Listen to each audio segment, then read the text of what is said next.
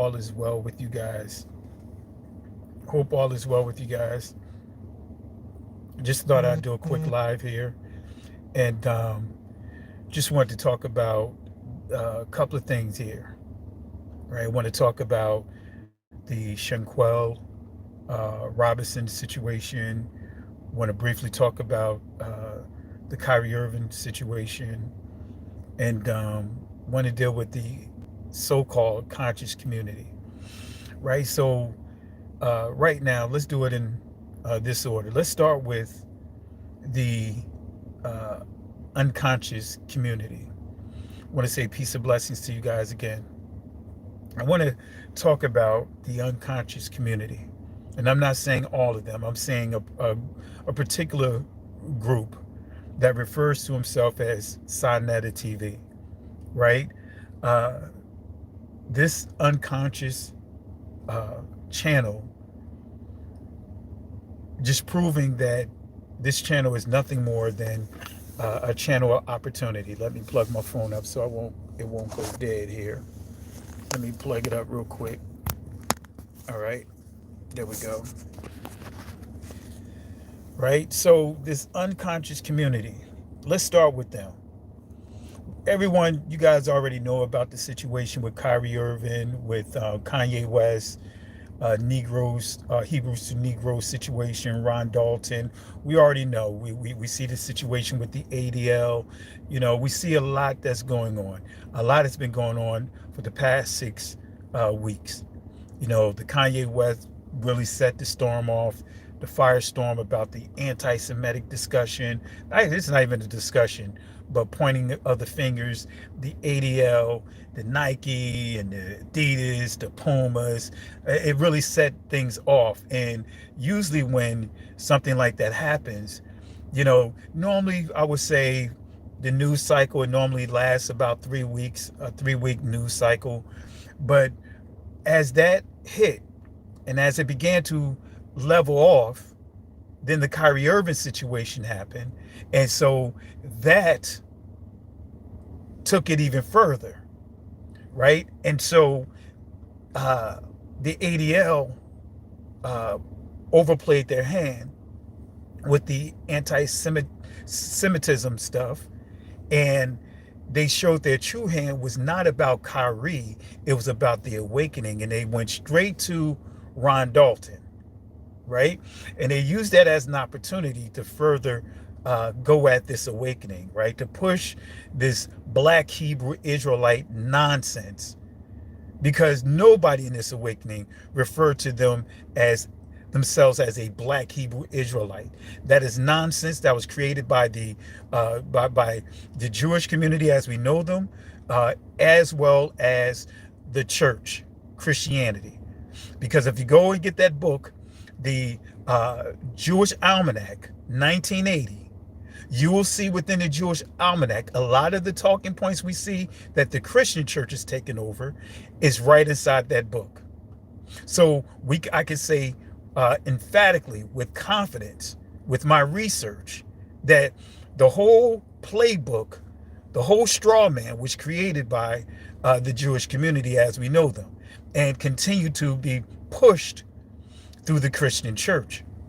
So not a single one of us refers to ourselves as black Hebrew Israelites. Why? Because that in itself is an oxymoron, because everyone that knows history know that the Hebrew Israelites are dark melanated people. So I would never call myself a black Hebrew Israelite, and you should never call yourself a black Hebrew Israelite. They created a straw man, and so they wanted to put a label on the straw man. They started with the identity extremists, black identity extremists, and it didn't work. So please don't refer to the IUIC and some of these camps out here, whether you like them or not. Don't refer to them as black Hebrew Israelites. They're not pushing black Hebrew Israelism and all this nonsense. You know, whether you agree with their doctrine or not, they are not black Hebrew Israelites. They teach that we are the people of the book, just like I teach we are the people of the book, and many of you teach that we are the people of the book. When you use the label Black Hebrew Israelites, you make this awakening or attempt to make this awakening into a religion. So when you hear content creators making posts or creating videos that says, for example, I've seen some that says Kyrie Irving responds to the Black Hebrew Israelites, and got to have our own people, doing commentary on it. And many don't understand, but that's where you use the opportunity to correct them. Do your research, get a better understanding of what you're reporting, so that way you're accurate with your reporting. You are accurate with your journalism. All right. So with that being said, the unconscious community, it came up in my feed last night, just as I guess the feed was ending, right? Sonetta TV, what he's done is use this as an opportunity to badmouth the Hebrew Israelites. He used this as an opportunity to go at Ron Dalton to attack his work. And when I was watching the little clip of it, someone asked Sonetta, right? Told Sonetta, it was an elder on it that said to Sonetta on Sonetta TV, said, look, I don't see you going after the Jewish community at all. I don't see you calling them fake. I don't see you calling them to prove who they are, sure, asking them for their DNA. I don't hear you using the same, going at them with the same fire that you are coming at our community with. Asked him a question. He got asked a question. What are you? Are you Egyptian? What are you trying to say? And Sonetta said, no, he's not saying that he's an Egyptian, but he's practicing supposedly Kemetic science or whatever, spirituality. Guess what? That's a religion. When you start researching and understanding who transliterated, who cracked those hieroglyphs, look at the skin complexion of them. They don't look like you and I. Many of the early books that was used, when you see the people that created those books, they don't look like you and I. But yet they try to go and use these dead talking points about the Bible.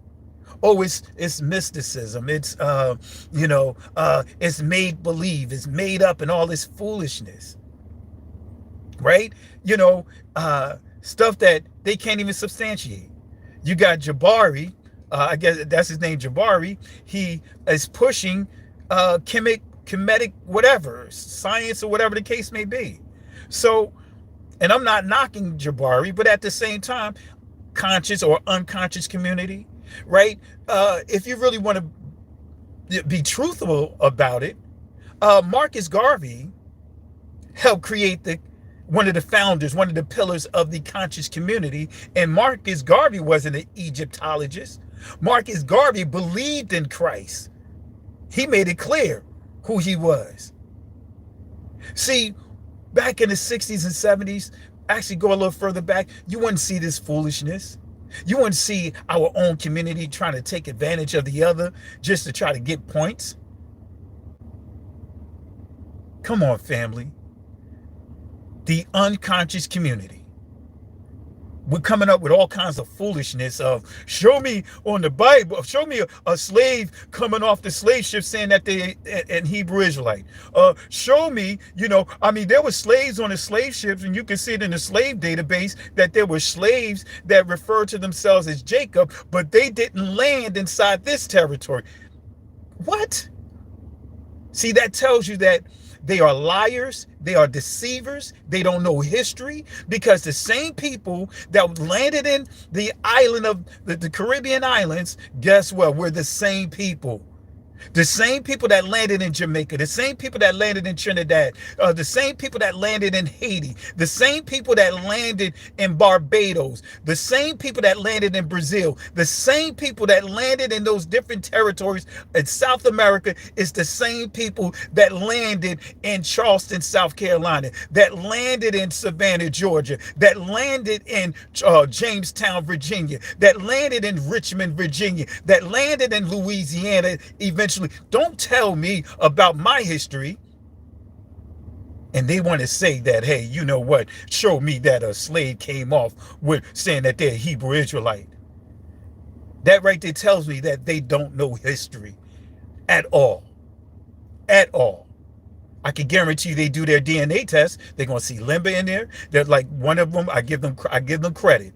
I give one of the brothers credit. His name is Garfield. I give him credit because even he did his DNA. He showed what his DNA points to. He went through it, even though he don't believe. But guess what? At least he did his DNA. He was truthful about and honest about his DNA. Right? But these guys, right, trying to pass, go beyond what happened in West Africa, our ancestors in West Africa. Oh, those people are not the same people. Lose me with that. There was a slave by the name of Olaudah Equiana. He said his name on those slave ships. He was on the slave ship, and the master wanted to call him Gustavo, whatever. And he said to them, no, call me Jacob. At the time, he's what, 11, 12 years old? He said, call me Jacob. Where did he land at? Yes, he was in the Caribbean islands, right? But then you see, you could prove that he was in Savannah, Georgia. He came to the States.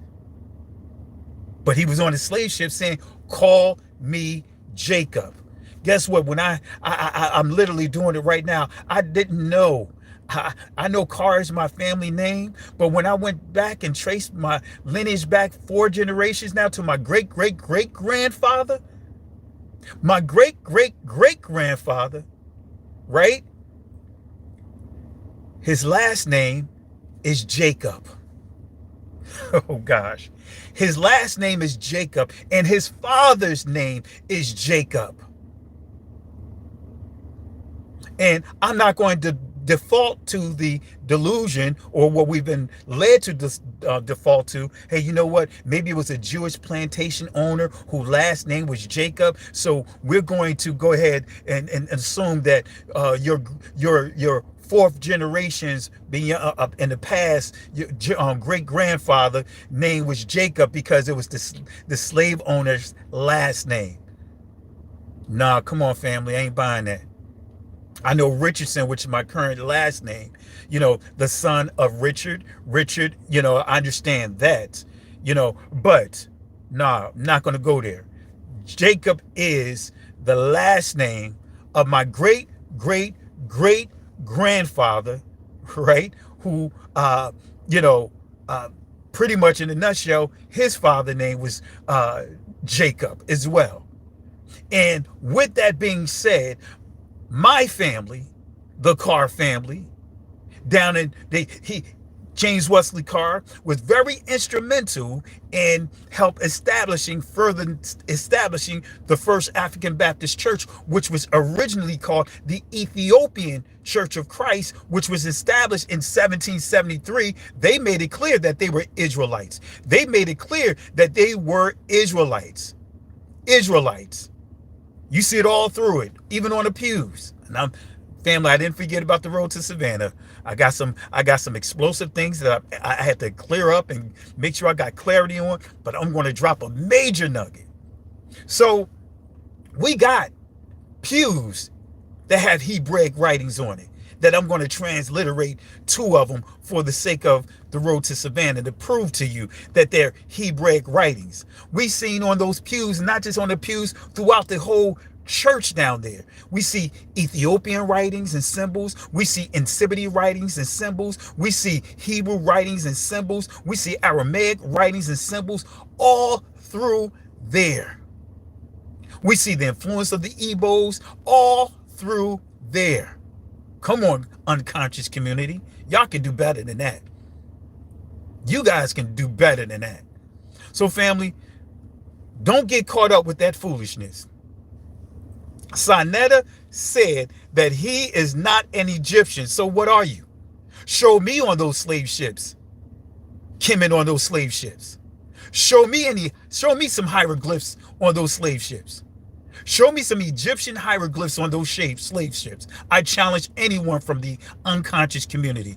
Show me some Egyptian Kemetic hieroglyphs on those slave ships. Matter of fact, show me some symbols during that time, and I could prove to some symbols of Hebraic symbols that's from our ancestors, written by the hands of our ancestors. Who won't come test? Unconscious community. I got the history. I got the history. See, these are the things that they major in the minor in. So that's it right there. I'm not going to deal with the unconscious community. Family, don't you get sucked into that foolishness. They're the only ones that's doing this foolishness, talking about, come on my channel and prove to me that you're a Hebrew Israelite. Let's see if you do that to the Jewish community as we know them. Do a special lesson saying, come on here and prove to me that you are Jewish. Come on, family. They're nothing but hop and bob, trying to make a quick buck. Come on, family. The only two people in the conscious community that did something that took the challenge, I have to give him his credit. Young Pharaoh, that's why Young Pharaoh got canceled, family. Wasn't because of him acting crazy, of his behaviors now. It's because he had a debate with someone from the Jewish community, and it did not go well for the person from the Jewish community. Because he was supposed to speak at the Republican convention, young Pharaoh, if you look it up. But when he had that debate with that person from the Jewish community, it didn't look good. And guess what? That's what got him locked down. So, and the other person, Polite, if you go back and look it up, right, the House of Conscience had this had a debate where there was Polite against Harry Rosenberg. Yeah, the very Harry that many of you guys are allowing to do his rounds on your channel.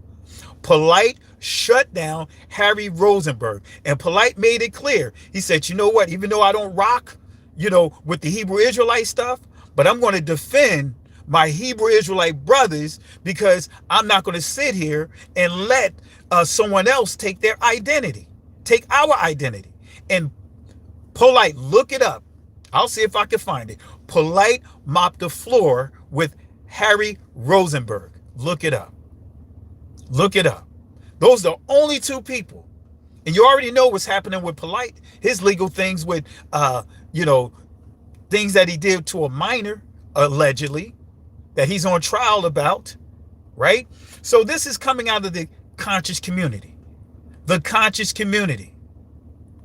They used the opportunity to bash Ron Dalton, to bash the Hebrew Israelites, and try to push nonsense, try to say that the Bible is a white man's religion, but you're promoting Kemetic science that is based off of the transliterations of Caucasians. Come on, family. Anyway, you can't make this stuff up. So that's enough of those guys. Let's turn our attention over to Shanquelle. Excuse me if I mispronounce her name. Shanquelle Robinson, some updates with that. Mexico, they are going to extradite, right? The perpetrators. They're not her friends. Family, don't refer to them as friends, right? Because they were not friends, right? They were opportunists. They are demonic. They're demons. They're snakes. Everything that you can call them, call them. They were not her friends. So the Mexican government is going to extradite them, have them extradited, so that way they can file charges, murder charges against them, and hold them accountable. I believe, and my thoughts and prayers is that they don't get the death penalty for what they did, that they do hard time for the rest of their lives in the Mexican prison. Family, you think Uh, you think some like Rikers Island? You think some of those prisons? I mean, Rikers Island is actually a county jail. I think it's bad there. Boy, you go to Mexico, you go to some of these other countries, it's not a good thing. It's much worse. It makes Rikers Island look like an amusement park. So justice is going to come. It was a sad thing. I did a video on it, and I encourage you guys go back and watch the video I did. I believe I did the video like Shabbat, really late Shabbat night. So I did it over the weekend. Let's thoughts and prayers go out to their family, and I pray that you use this as an opportunity to talk to the women, to your children, to your daughters, to your sisters, about going on trips like this, that they have to be very conscientious, very strategic, and not just going on trips with people that they don't know, even if they think that they know. Be careful, know who's going to be there. Be careful of all this Airbnb stuff, and trying to get a free a better deal by having a group and all that other stuff. You'd be surprised what people are doing. Desperate times, people are doing desperate things. All right. Lastly, Kyrie Irving, family, let's not give up and throw our hands on Kyrie Irving, Kanye West. Regardless of if they appear to have apologized, or how many of you may say got they were buck broke. Let's not do that, family. There's more to it. It's easy for us to say what we would do when we're not in that position versus being in the position. Kyrie Irving, I listened to the interview.